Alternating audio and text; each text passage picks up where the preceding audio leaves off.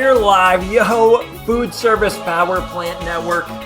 Welcome to Monday night. Holy smokes, it's my favorite night of the week. I read a quote recently. I can't tell you who it was from, but the quote said something to the degree of happiness is wanting to be wherever you are, not wanting to be. So it's not that it's not wanting to be somewhere other than where we are. And if we can learn to enjoy and be present in and engage in wherever we are, that's happiness. And I'm pretty into that. And tonight there's, I don't know, this is my favorite night of the week because of the cool people we get to interview and learn from and share conversations with. Zena Dater's in the house. Sherilyn, she's pulling in Sherilyn. Cheryl, join us. Come on, welcome. Tonight's guest is Michael Posternak. And Michael was an extremely great man from New York who had an incredibly successful rep firm, is a huge contributor in the industry, both through MAFSI. He was a manufacturer and then a rep. He's going to tell us some of the story. But also he plays a role through his relationships in so many of the five families. Remember, that's the manufacturers, the reps, the dealers, service agents, and the consultants, of course. Excuse me. And he's just a respected pillar. When I got into the industry back in 2008, it was not long after that, I went to my first MAFSI conference. My dad, Larry, brought me. And as we were flying down there, he said, there's a couple people I need you to meet. And one of them is Michael Posternak. He goes, I won't be here forever. And you need good people who you can call at times of challenge, or you're just going to need some insider wisdom. And Michael was one of those people that my dad said that I needed to know. And Michael and I became friends and acquaintances over time, and we're fortunate to have him on tonight. Holy smoke. Sandy Van Buren. Hi, Sandy. She's excited for tonight. You know what? I am too, Sandy. I'm excited you're here. David Maxwell out of North Carolina, Singer TNL. Yo, brother, ready for a great hour? Man, David, I hope you and your family are well. Larry Rosenthal. Hello, Michael. Larry's in the house. This is great. Angel. Hi, Angel. Welcome. I don't know if we've seen her before. It's great to see you, brother. Greg Kettner's in the house. Holy smokes. Hey, brother. Listen, before we get going, a couple things. Thanks to the people that make this possible. Zumba Group, to Maureen and Dave and Kathy and Joe and the amazing team over there for believing in this mission and helping spread the word. Check out our new, every month, their Dealer of the Month. They're in their, we do a 3-2-1 conversation, a video series with every Dealer of the Month.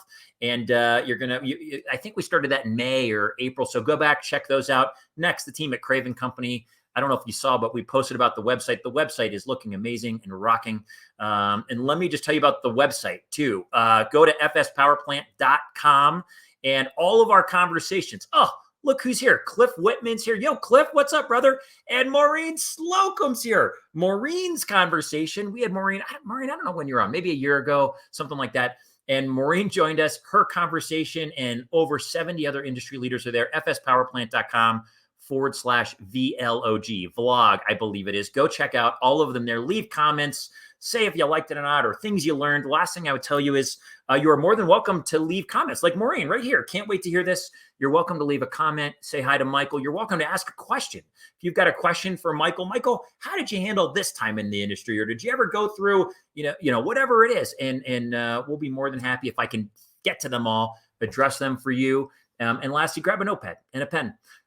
Because Michael's got stories and life and experience and ups and downs, and some of it, maybe a lot of it, will be really relatable to you and your journey. And that's the whole mission here, is that we share the stories of our industry's leaders. Hopefully we have a lot of fun and we do it very authentic ways. Every leader who comes on agrees to be real and genuine with their experience and their story, so that that we're all quite similar in our highs and our lows and the things that are wonderful and the things that are challenging. So get ready for a great hour. Let's go find him. Michael! Howdy. Hello, brother. How are you? I'm great. Thank you. Thank you for having me. Really thrilled to be here. Oh, I'm really grateful that you're taking time to join us. I know there were so many people excited to see you on tonight. And, So, Jason, did you have to put me, behind Argyle? I mean, geez, talk about a tough act to follow. That's a fastball, 100 miles an hour, right down the middle. Michael, you're going to crush it right out of the park. I think we're getting into the All-Star break. And Argyle pitched it for you. You're going to nail it. It's going to be wonderful. All right. Michael, listen, thanks for joining us. For those who are unfamiliar with your journey, or they're a different part of the industry in a different part of the country, or whatever that is, do you mind filling us in on some of your career journey to get to where you are now? Sure. So if you can't tell from my Boston accent, I was born and raised in Massachusetts, in Lawrence, Massachusetts. Lawrence was a textile town. While I was in college, I worked in I've really had only two jobs in my life, two careers, a textile career and a food service career. So while I was in college, I worked for this textile company called Malden Mills. And Malden is the maker of Polartec, fleece, outerwear, winterwear. Sure. And I worked for them in manufacturing. When I graduated college, I went to work for Malden in manufacturing. It gave me a bit of a manufacturing background. I then moved into sales for them, and they moved me to New York, and then to Los Angeles, then to Chicago, and then back to New York. While I was in Los Angeles, I met in the same apartment building the son of the owner of the Trolson Company, Harry Trolson Jr., who had been moved out to LA to start Trolson's West Coast factory. We became very good friends through Harry Jr. I then met industry legend Keith Paris, who was the president of Trolson. And a couple of years later, when I had moved back to New York again for Malden, Keith offered me a job to come work for Trolson as regional sales manager, which I accepted. 1976, 1977, I was national sales manager, and then vice president of sales and marketing. I was probably the youngest VP of sales in the food service industry at 29, and reporting to the youngest president in food service, Keith Paris, who was age 31 at the time. And those were the go-go years of food service, and those were the go-go years of Trolson. So I worked for Trolson for 12 years until 1988. We grew the sales by some 600% during that time period. The owner of the company, Harry Trolson Sr., was ill and became more reliant upon his wife and his sister-in-law, and they had different viewpoints than I did.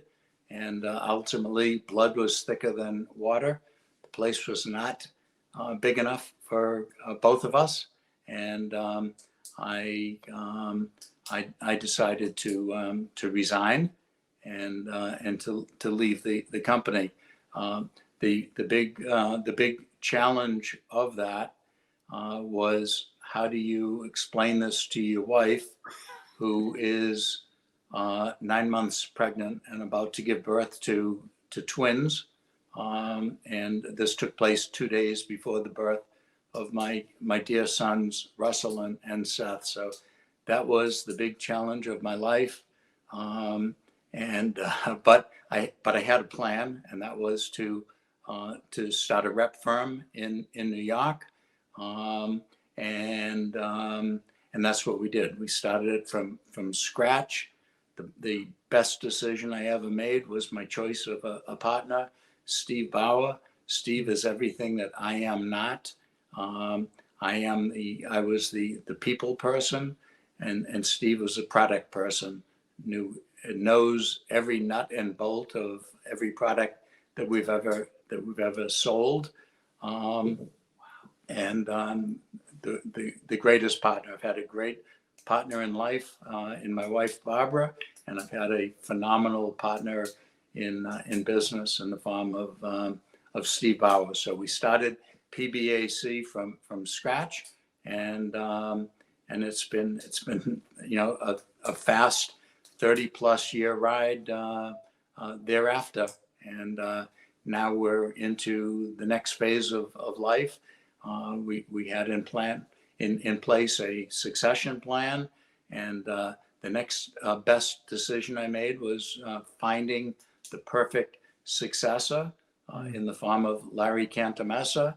Larry is the perfect clone, and he is the blend of Steve and myself. He has the combination people and product, and it's worked very, very well and enabled me to have a very soft landing and to go into the phase of semi-retirement, which is quite a unique experience.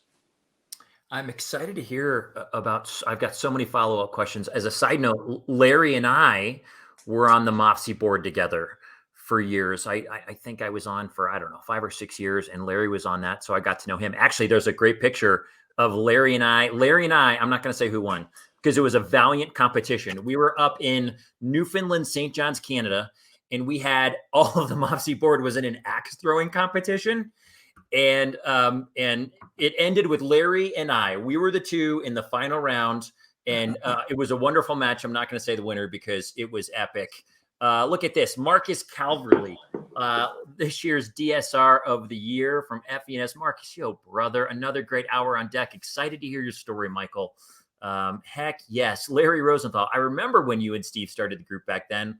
Wow, I can't even imagine. Kevin Coachman from KCL. Yo, Kevin, say hi to Eve if she's with you. Hi to you both. Okay, Michael, when you told your wife at 9 months pregnant with twins that you were leaving your job to start a company, did that speed up the pregnancy? Like, were your boys born earlier than they were supposed to be because of that news? Yeah, so this all took place 2 days before her scheduled C-section. Okay. And actually, I had to hold this for 48 hours until the successful birth of my twins, and that was the longest 48 hours of my life. After the twins had successfully arrived, I then explained how I was going to earn a living to feed these 2 little boys. And amazing. Wow. Quite an experience. No kidding. Yeah. And you call it the best decision. You know, you talk about some of the best decisions are the partners you choose, your spouse, Barbara, Larry, your partner, was it Steve? Did you say? Steve. I mean, I think about the people we surround ourselves with and what an important role that plays in our own growth and our own development as humans and as professionals. I mean, it sounds like that was such a big part of your story of living your fullest life is the people you surrounded yourself with. Absolutely. Gosh, is it something, I don't know. Would you say that you've just got a way of kind of knowing something about people, if they're trustworthy, if they're right to be in relationship with you, etc.? I've had some great mentors. I had some great mentors coming into the food service industry with no background whatsoever. People like the Simon family down in Florida, which is where I first met your dad, who was the sales manager for General Hotel Supply. Yep. Long before he became a Westerner. So I've made some great friends and relationships over the years. People like Ron Woodhill of R.W. Smith, the Ellenson family, the Weiss family here in New York, the Singer family, the Tell family, my friends at Culinary Depot, who we first met in the back of a Midas muffler shop up in Muncie, New York, some 15 years ago, and we've seen them grow into one of the top 20 dealers in the United States. The John McDonoughs and the John Nackleys, and my closest industry friend Dave Keltman, who I hired 100 years ago at Charleston, and Dave and I have continued to talk at least once every week for the last 40 years. So you know when you have a friend who you can absolutely trust, who is there for you every step of the way, who you can share ideas with. They'll tell you when you're right, and they'll also tell you when you're wrong, but they will never ever let you down. So those kinds of friendships are extremely important to me.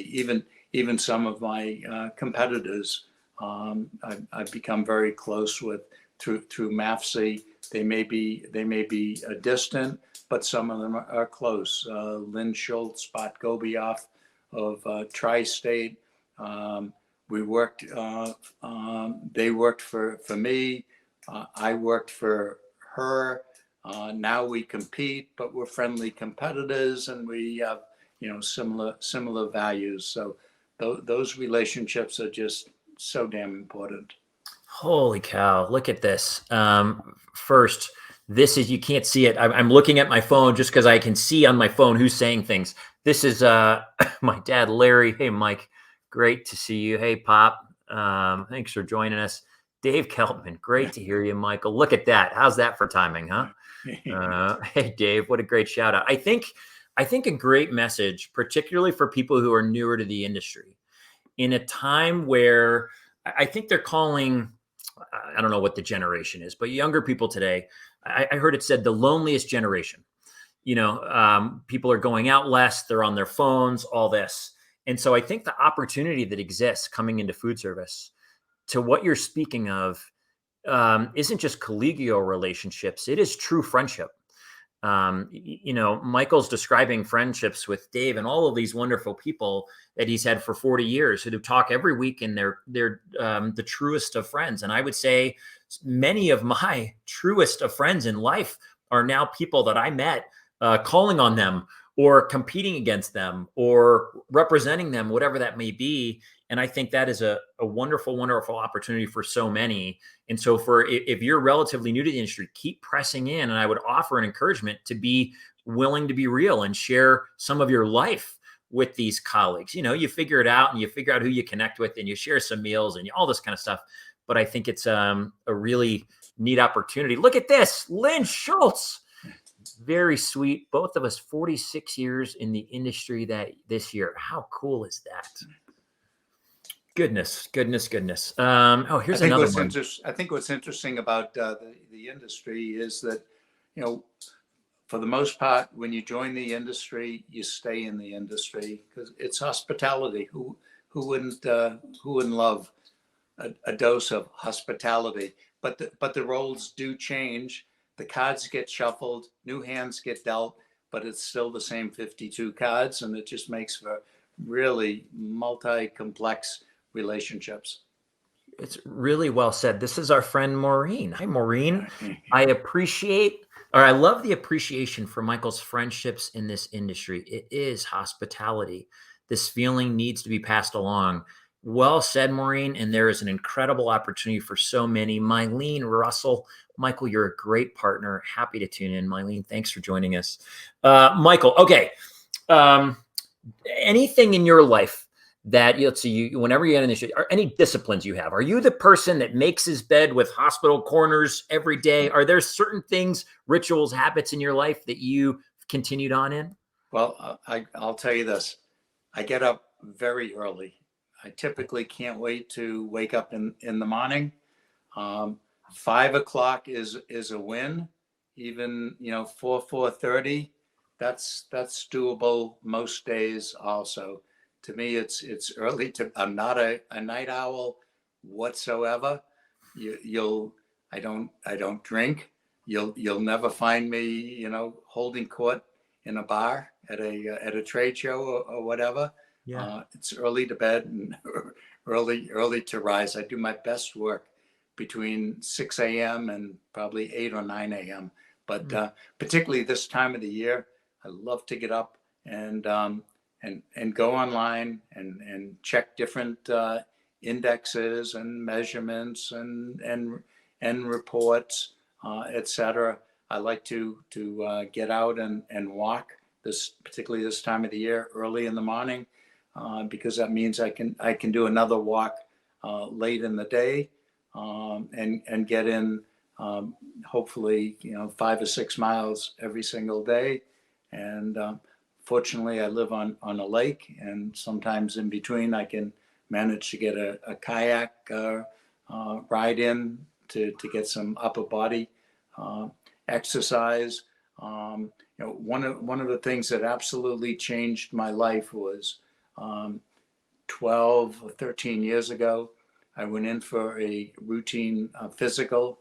I was concerned about some issues that both of my brothers, older brothers, had heart-related issues, and from this routine physical, I wound up 3 days later having quadruple heart bypass surgery. Whoa. Without any symptoms whatsoever. And that scared the hell out of me.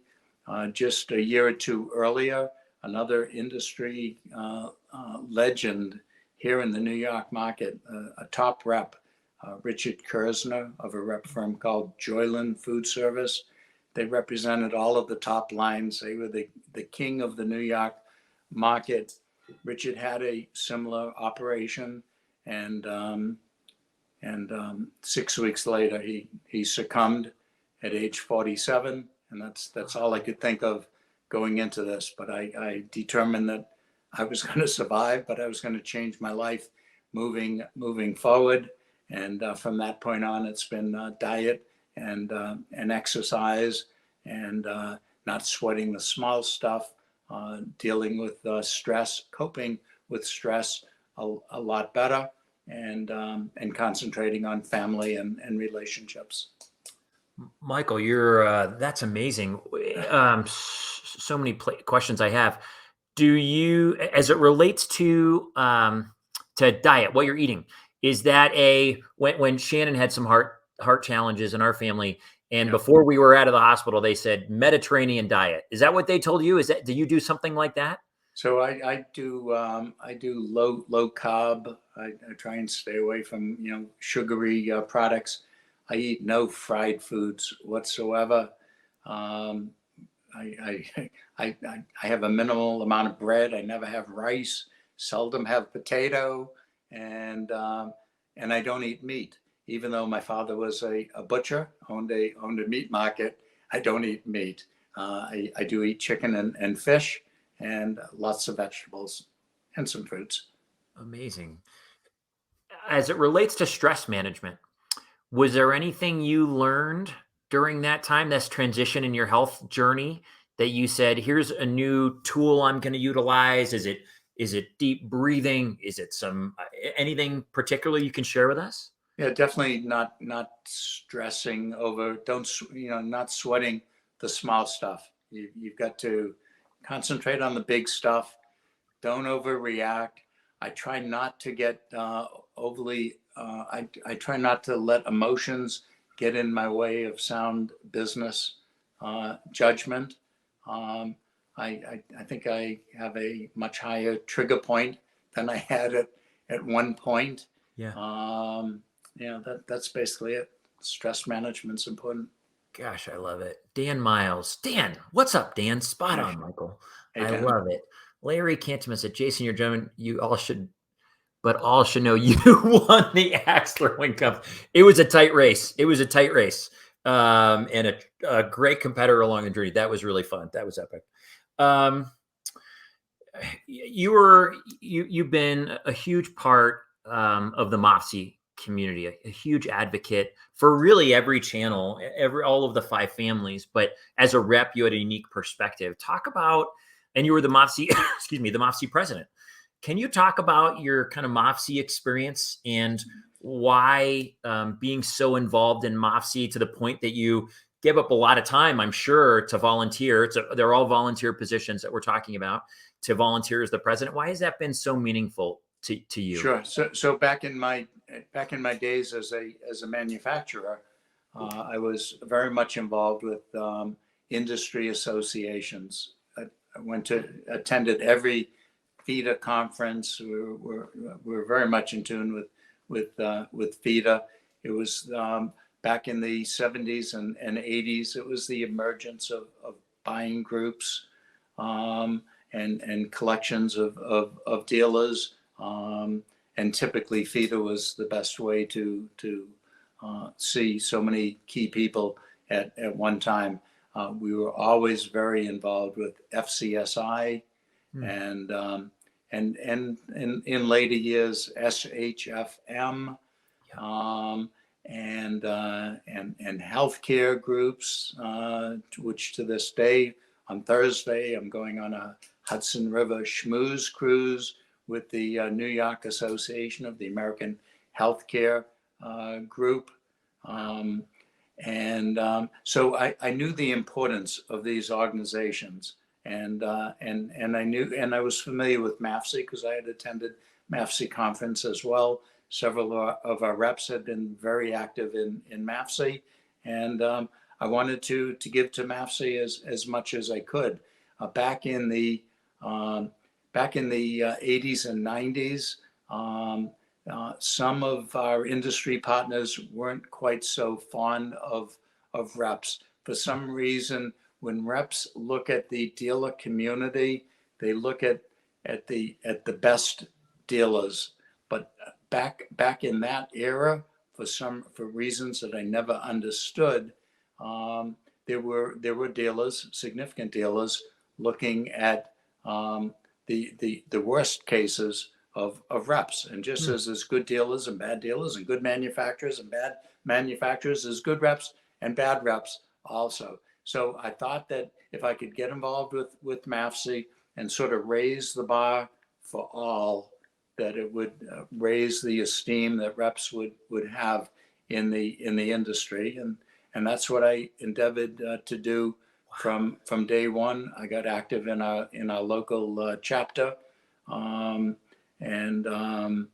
Some looked at me as a wolf in sheep's clothing, thinking I was going to steal their lines and whatever. But others like Hal Block and Alan Squire's father, Bill Squire, Skip Zink, etc., really welcomed me with open arms into that segment of the industry, and I wanted to give to MAFSI all that I could, and I continue to do so. That's amazing. I love the welcoming, and I love the desire that you had in your head to change perceptions, and to, I'm sure, do that by being just authentic with people and acknowledging what is and putting a hope for what could be. Now, one of the things that has been so important for you, and we're going to talk about this in a minute. I mean, you're kind of retired from PBAC, yet you're also its chairman, and you also contribute in many ways in the industry. Let's talk about the first one, which is through the MAFSI Business Barometer. Can you tell us? I mean, this is such a huge indicator of what's happening in the industry that every aspect, all channels of the industry use this tool. And the quarterly report that you created. Can you talk about when did you wake up at 4:30 in the morning? You're an early bird, and think, you know what, we need this. I mean, what created that notion in you, and what's some of the evolution of that? So one of my favorite sayings came from one of the best sales managers that I've had a privilege for working for, and that was and who passed way too early, tragically, is Paul Swanson Sr. of Intermetro. And one of Paul's main sayings was, if you can't measure it, you can't manage it. And that's something that has been a part of PBAC since day one.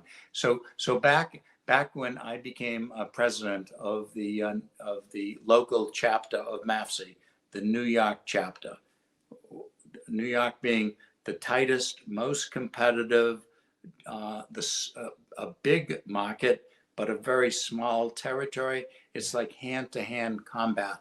You see, you run into your competitors at the same calls, on similar days. You're chasing the same big orders. Yeah. But in any event, so when I was president of the local chapter, it frustrated me that when obviously the first question is, how's business? And everybody answers that differently. Well, we're quoting a lot, but the orders have slowed down, or commission, volume's good, but commission rates are down, and none of it was additive. You couldn't put it together. Yeah. It wasn't a mosaic. It wasn't a puzzle. So at our evening MAFSI meetings, which were almost monthly back in those days, at the start of the meeting, I asked everybody to take out a piece of paper. Typically, it was a paper napkin, and just write down on a percentage basis how much your sales were up and down that quarter over the previous year's business activity. And by the time dessert was served, I would have this all compiled, and we'd have our local chapter barometer. Nobody would be disclosing, any confidential information. It wasn't by brand, but it gave us an idea of how the market was doing, and you could measure how you were doing relative to the overall market. So at the time, on a national basis, there was no measurement of food service sales whatsoever. There was no Dow Jones Industrial Average to the food service industry. You can measure auto sales. You can measure real estate sales. You can track the oil prices and stuff like that. There was no metric in food service other than MAFSI's size and shape of industry report, which was not regional. And I think at the time, I think it was only every 2 or maybe even 5 years. The MAFSI Business Barometer, once we rolled it out nationally, was quarterly. And that was some 23 years ago. And another important thing about the barometer is there are regional differences. What happens in Vegas doesn't necessarily happen in New York. New York, we don't have restaurant chain business as a dominant player.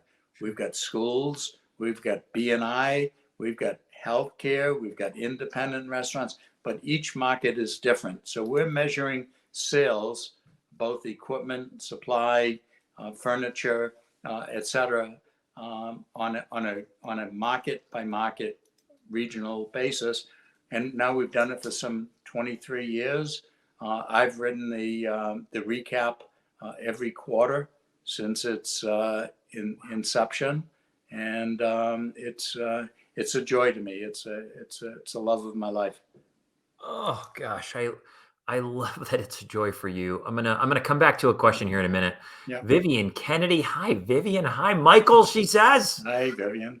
So great. Angel, love the leap of faith. Heck yes, that it was. And a pretty gutsy move to tell his wife right after the twins were born. But well done. Total wonderful leap of faith. Our friend Melissa Greenwald. MAFSI is forever grateful for the work that you do and the impact that you have made on the food service industry. Thank you for your leadership and for paving the way for so many. Really well said, Melissa. And Dave's just chiming in. That's a fact. Lower trigger point now. Good to know. That's great.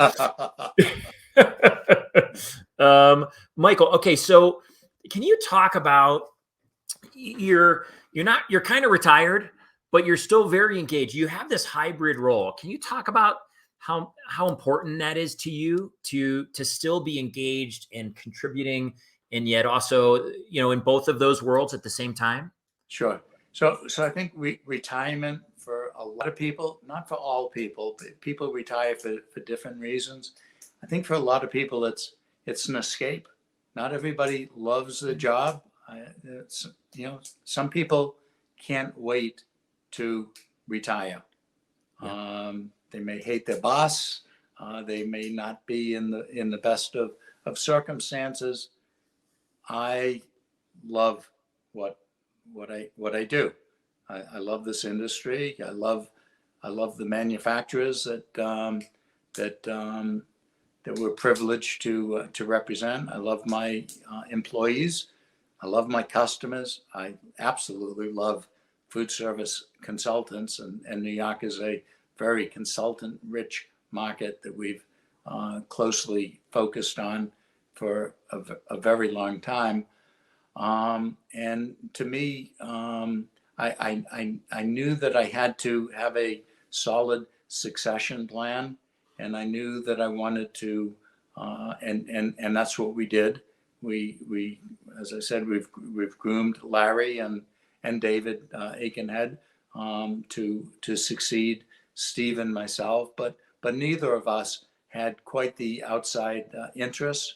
I'm one of the industry worst golfers, so golf was not the solution. Right. We're not particularly travelers, so and I don't think I could have retired cold turkey. I don't think even to this day I could do cold turkey. So semi retirement, just to me, is the best of both worlds. I work less. I work not as hard.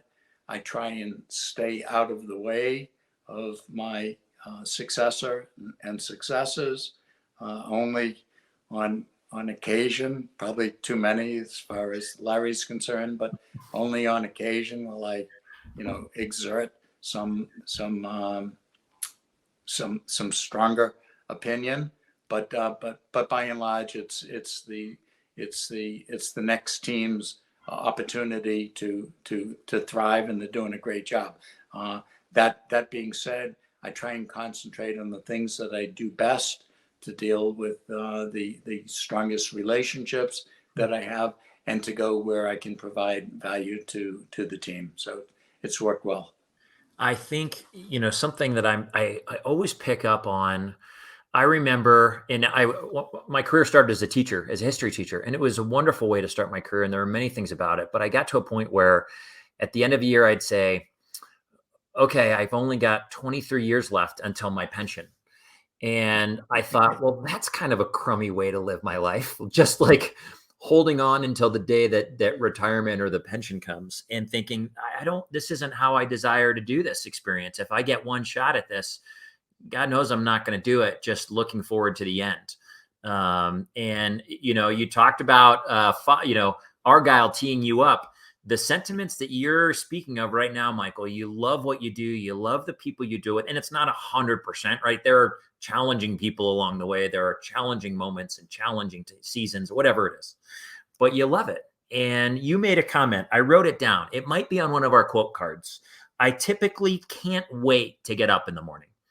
And I think for me, that's I feel lucky that, generally speaking, I think I get to say that as well at this point in my life. But, and there's a lot of things I hope to be and be able to say at the end of my journey. That's one of them. That my career, where I spent a significant amount of time, was a place that I loved getting up in the morning and engaging in and contributing with.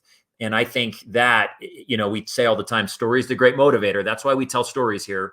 And for anyone watching, and if that's not your experience, understand that this is possible, because so many of our industry leaders have found a way to end up in a position that they loved what they did. So I don't know. I think that's wonderful. Wade Kaler from FCSI, yo friend, Michael, a true friend to FCSI and an even better man, hell of an event planner as well. Thank you, Wade. So great. So much. My gosh. Talk about, you've got a professional life and a personal life. And at one point when you were starting your new phase of your career, you had twins. But what was anything that was helpful for you as you had significant roles in our industry, significant leadership roles, and to also remain present at home with Barbara and your boys, to make sure that you were engaged in both? And anything that really worked for you that you could share with us?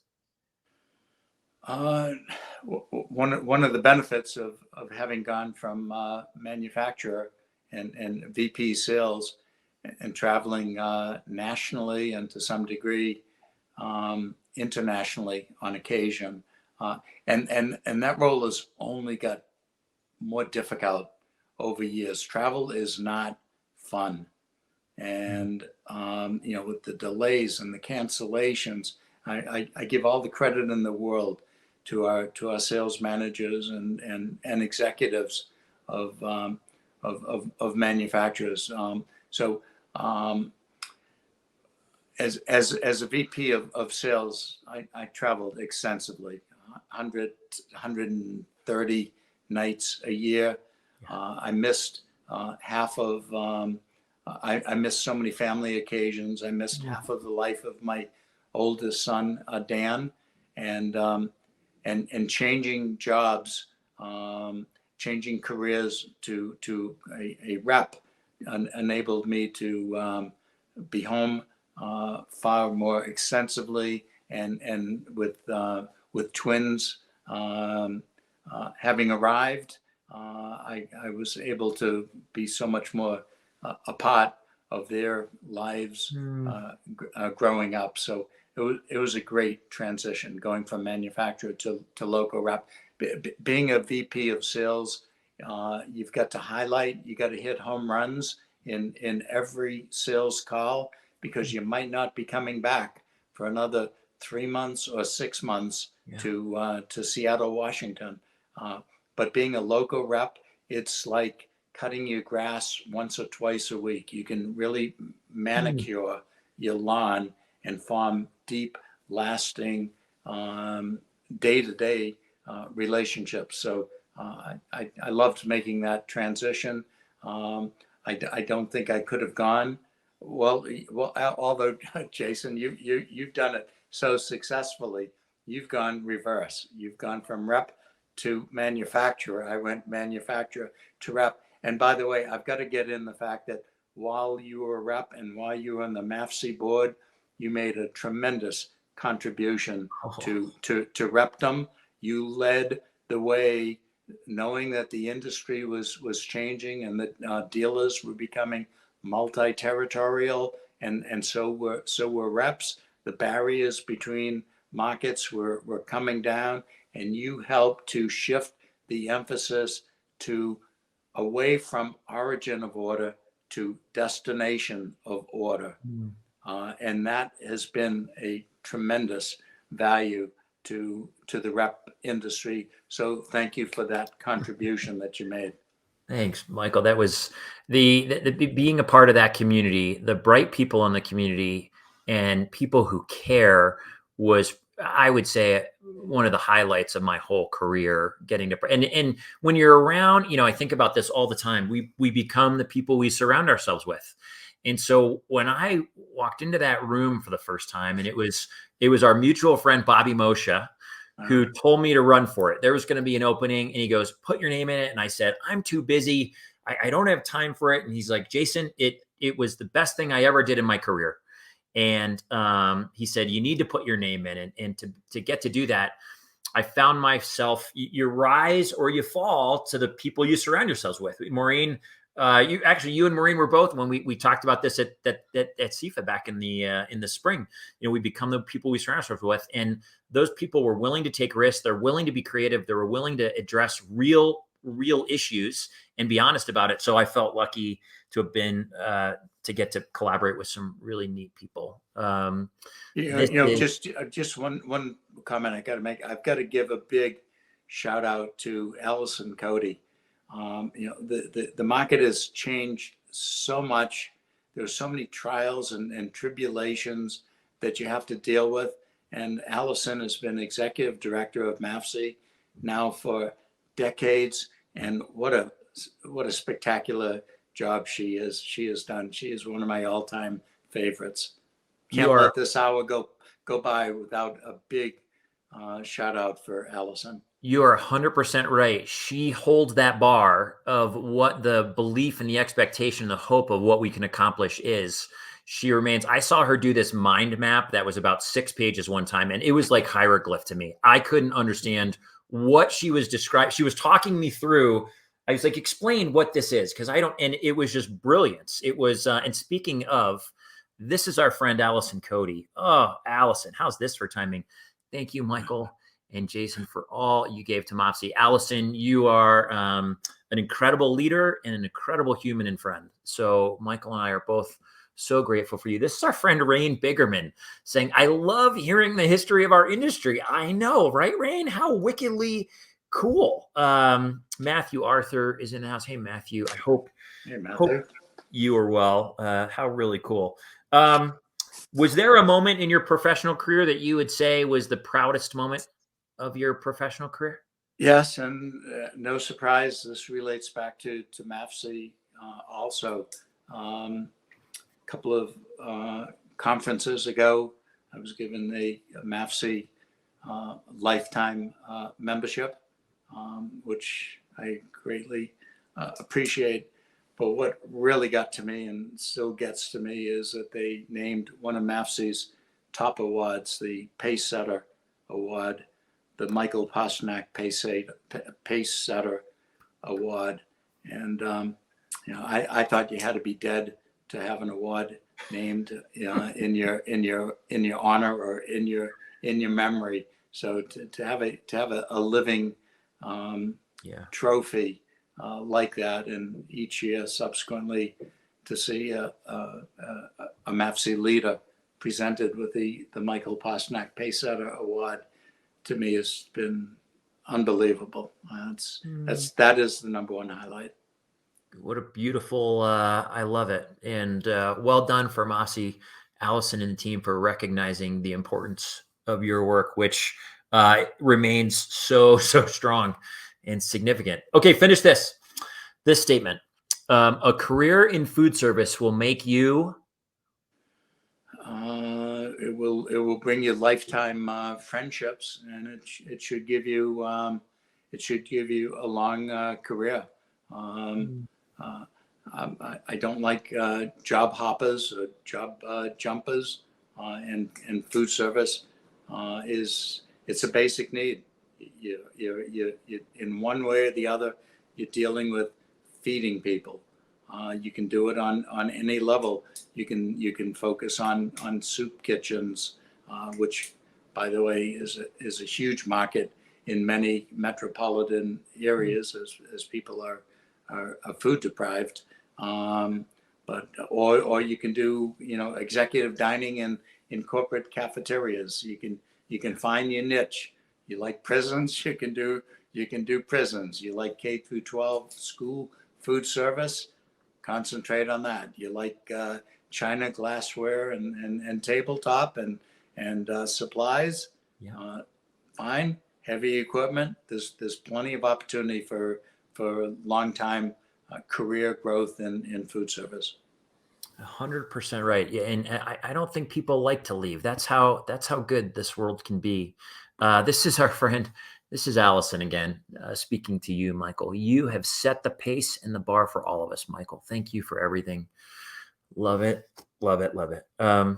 Talk about, Michael, every person that comes on our power plant show each week, all of the leaders have demonstrated a significant element of service. I mean, and this is huge for you. You've served in MAFSI, and I know that service remains an important part of your life now. Can you talk about the role that service plays in your life and just simply giving back? Sure. There are two unique New York efforts that I've really married myself to. One is called the Partridge Invitational Scholarship Foundation. There are some 50 or 60 members. It's been around for some 70 years. This is all about scholarship and fellowship. We raise money annually at certain events to provide scholarships to young folks wanting to pursue a career in the hospitality industry, Johnson & Wales, Culinary Institute of America, Paul Smith's College in upstate New York, at Cornell hospitality program, etc. I'm a past president of Partridge. It's like the Noah's Ark of food service. There's a rep guy, there's a dealer guy, a bread guy, a meat guy, a chemical guy, etc. We get together every several weeks, and we talk about the industry, and we're all on the supply side. We share relationships with different customers and customer groups. It's been very rewarding. I want to stay active in that for as long as I can. The other thing that's unique to the New York market is the AJC. It stands for American Jewish Committee. My involvement is not that I'm so religious, because I am not, but I love the work that they do fighting discrimination of all types on a worldwide basis. The New York chapter has been around for 75 years. We've honored many people over that time. Mark Tell, Mike Greenwald, Mark Fuchs, my partner Steve Bauer, Jim and Teddy Reed, John Knackley, Joe Ferry, Ed Pasinka, etc.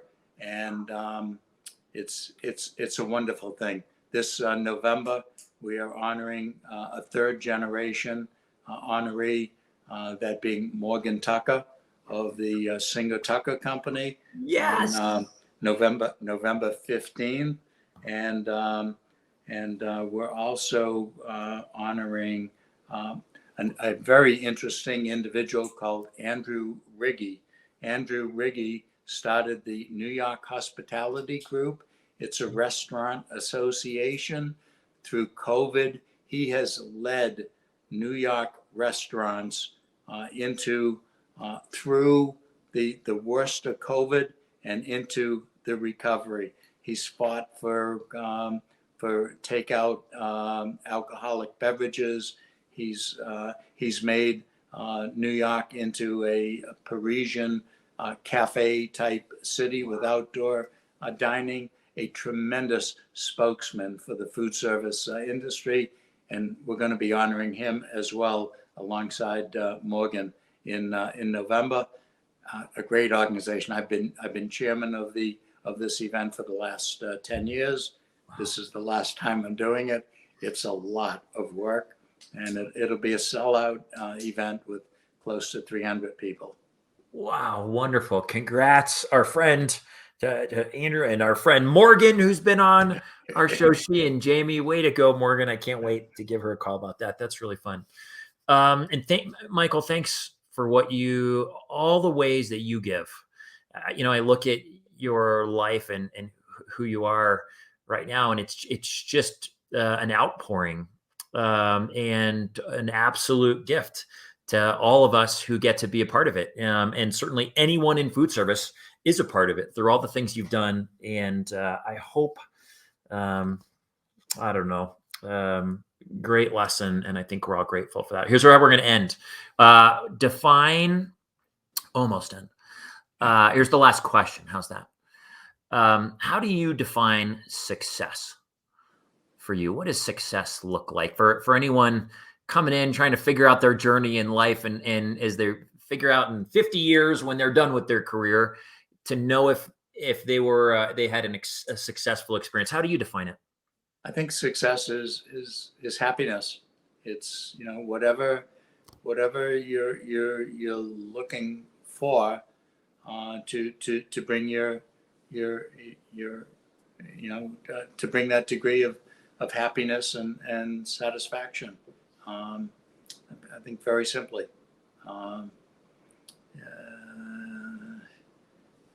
I'd say happiness and success are equivalent.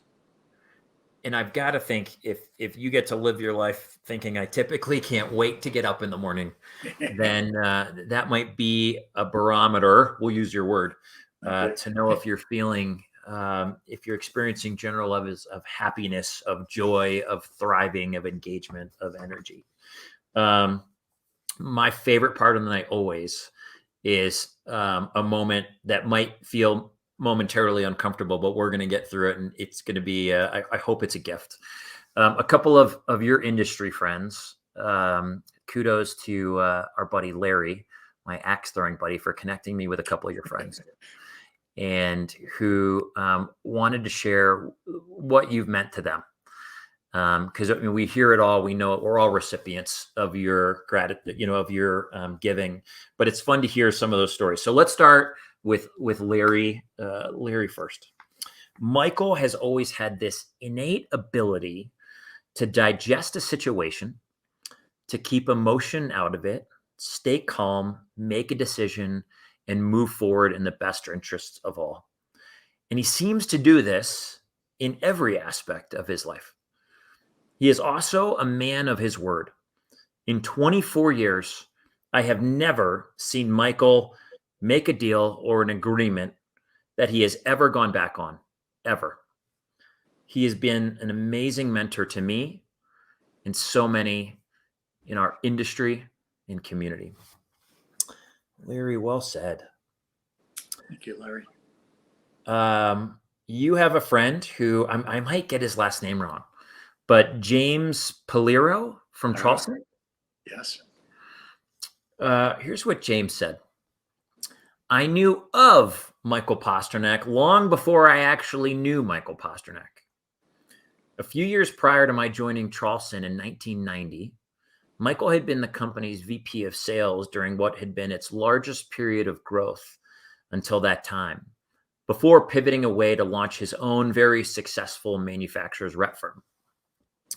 Michael's legacy and his reputation preceded him and still permeates the offices and the hallways in College Point back then. But little did I know that this universally respected industry leader would one day become a great mentor, a role model, and a friend to me, which is especially difficult to believe considering that Michael happens to be an avid Boston Red Sox fan.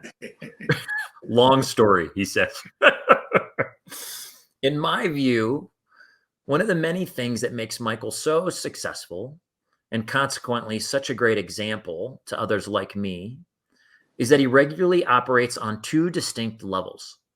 On one hand, he is seen by many as one of the most influential and respected strategic minds in all of food service. Consider the success of PBAC and his work with MAFSI, for instance. However, on a more tactical and personal level, he doesn't forget the many small things which are so important in our business, such as courtesy and always finding common ground to chat about, all the way to attending big openings, to traveling all the way to attending big openings. No detail is too large or too small to garner his attention. And he continually sets an outstanding example for many industry professionals, such as myself, to follow. Throughout the past 30 years in time, he has, time and time again, provided me with unique insight into many professional challenges, often in a way that I had not previously considered. And I have consistently relied on his advice throughout my entire career.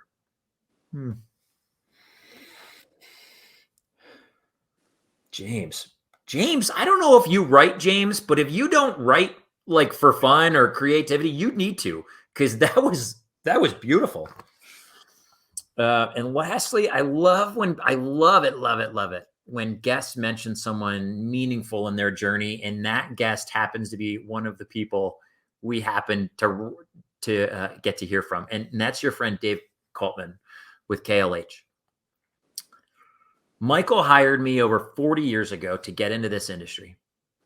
He originally was my boss's boss, and then my boss, and then a contemporary, and finally, one of my best friends in the industry. Michael is incredibly bright, great at putting together groups of industry who's, and very good at listening. He can analyze any business situation and come up with a plan to improve or resolve it. He has been dedicated to improving the industry and very involved with MAFSI, our national organization. Besides running a great company, one of his greatest legacies is the MAFSI Business Barometer. I've been in meetings with Michael and 25 to 30 other people. There might be 4 to 5 other conversations going on, but when Michael speaks, all the other conversations stop because everyone wants to hear what Michael has to say. Not many weeks have gone by in 40 years that Michael and I have not talked. He has been my go-to person for answers and knowledge for my entire career. I cannot thank him enough for the support and for his friendship over the years. Dave. That goes both ways. Oh my God. How cool, huh? We should start a writing club, it sounds like. Oh, look at all these orders. Holy smokes. Larry, James, Dave, thanks for contributing your insights and your heart into who Michael has been for you. And Michael, in 2008, when I didn't know like a fork from a spoodle or a 6-burner range, I was told I needed to meet you. And you have always been beyond kind and gracious anytime I've called, as a friend running into you in different scenarios. And on behalf of me, all of these folks in an industry, thank you for all that you do, the man that you are, and certainly for getting to share, for spending an hour with us tonight to share your story. We're really grateful. Thank you so much for this opportunity. Greatly appreciate it, Jason. It's a great thing that you're doing, bringing a lot of people together. Oh, I love it. Thank you, Jason. Michael, you're welcome. And if people like you didn't come on and be real with their story, we wouldn't be doing much. But it's the vulnerability and willingness for people to share that makes it a gift. David Maxwell, this has been a great evening. Thanks, guys. David, great to see you, my friend. Look at this. Thank you, Michael, for sharing with us tonight. Kevin Coachman, heck yes, Kevin, you as well. This is our buddy Allison. Thank you, Michael and Jason. Fantastic talk, Allison. We love you, friend. Who is this? Larry Rosenthal. Great interview, Michael and Jason. Larry, thanks for hanging out with us for an hour. Listen, I will try to get to any other comments at the end, but for anyone watching, I believe one of the greatest gifts in any of our lives is that we could say, I got to find it. I wrote it down. That we would all have the opportunity to live lives in such a way, professionally, personally, relationally, where we say, I typically can't wait to get up in the morning, to be so energized by what's coming and the hope and belief in ourselves and the community we've surrounded ourselves with to create big things, to participate in ways that are valuable and meaningful, to know that our stories matter, and they do. I think is an incredible gift. And if you are, here's an encouragement. If you don't find yourself there right now, I would encourage you to talk with your peers or your boss and see if there's a role there or a different way, or if there's a challenge that you can work through to continue to create that, or personally, if there's relationships personally, or you find yourself in life hoping for something perhaps a little bit different, I would encourage you to push into that. I am a big believer. We posted on Saturday, I shared that the U.S. just came up with the first suicide and mental health hotline. I think it's 988. And, that was a place in my life 20 years ago where I had to make a call like that, and where I didn't believe that the life Michael's describing was possible for me. I didn't believe it was even within my wildest dreams possible. And today I live a life where I can tell you I'm still working towards some of what I think Michael describes, but I feel so fortunate and fulfilled. And so if you find yourself now in a challenging spot, longing for more, know that it's possible. And if you need to connect with people, so many in our industry who live this experience are willing to share. I'm sure Michael would be, I would be, you can reach out. We would encourage you to keep believing in the hope of what is. Listen, continue. I would encourage you, go check out all these conversations. We've done almost 80 fspowerplant.com/vlog. You can go see so many wonderful people in our industry who've made it their careers and lifetimes, and truly, like Michael, built so many true friendships here right in food service. So the more stories you hear, the more belief you'll have that it's possible for you. This is just something I know in my life. So go check those out. Thank you again to Zumba, to Crave, to all our wonderful friends at those companies who help make these conversations and that website and so many things happen. Zena, thank you. Great evening. Zena, thanks for joining us. Mylene, thank you. Michael, for sharing your inspiration. That was wonderful. Everyone, thanks for joining us. We will see you again next week. All the best. Lots of love. Michael, thanks, my friend. Thank you, Jason. You will. Bye, everybody. Have a great night.